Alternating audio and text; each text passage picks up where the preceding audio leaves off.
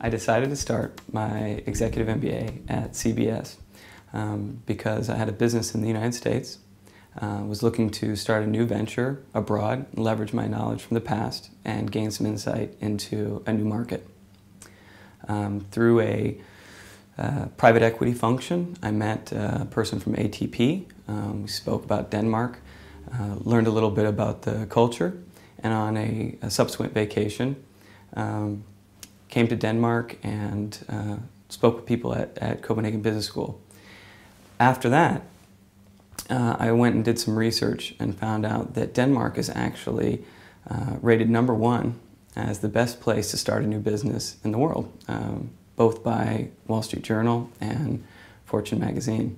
Many benefits from it, from the open culture to the transparent legal system.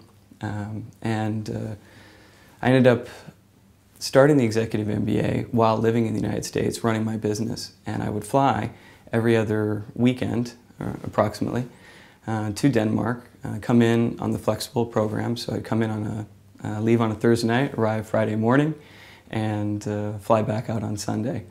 And through that first year of doing the Executive MBA in Module 1 and some of Module 2, ultimately decided to move to Denmark and almost go all in and start a new venture here. I think there's a lot of brand equity that Denmark has in general right now, from its social perspective, from energy and so forth. So just the country itself has a lot of value.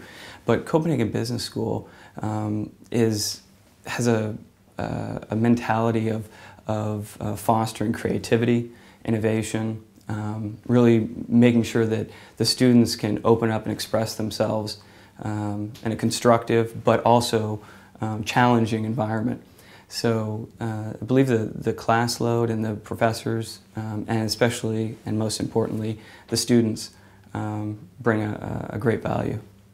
Well, the students, for my perspective, is coming to Denmark looking at it to start a business here is, of course, they understand the local market.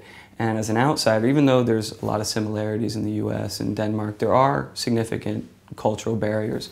So one of the things through the Executive MBA that I did is also formed an advisory board, which about 80 to 90% of them are students, or had been students of Copenhagen Business School. And that advisory board really helped me do the research, define the business model, and get the business started. What I concretely gained from the Executive MBA at CBS is using each of the study courses and the thesis to develop the business, take the knowledge that I had from the United States in healthcare at the workplace, translate it to Denmark, and find an absolutely fantastic partner in Falck Healthcare to ultimately launch Falck Dentalcare. A company like Falck with an international presence can of course benefit from having EMBA students both during the studies but also after the studies. What we would do is probably assign projects to these people while they're studying, and as a consequence of that get very profound knowledge of a new area that we want to look into. So as project managers and project content providers, we get a lot of benefit out of having EMBA students with us.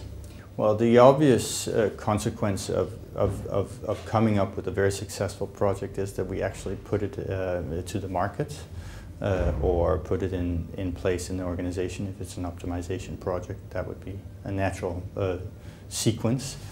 And I think, you know, in all the successful MBA projects, that's mostly what happens.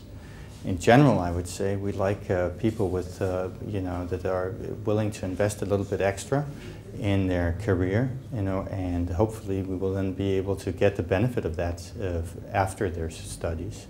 And then increasingly so, the bigger the company gets, the more complex it is, and therefore we need people that have, you know, the ability academically to oversee the situation. The reason to do an Executive MBA with CBS is to expand your horizons, meet an excellent group of individuals that have a vast knowledge in many industries in Denmark, and ultimately improve yourself professionally and personally.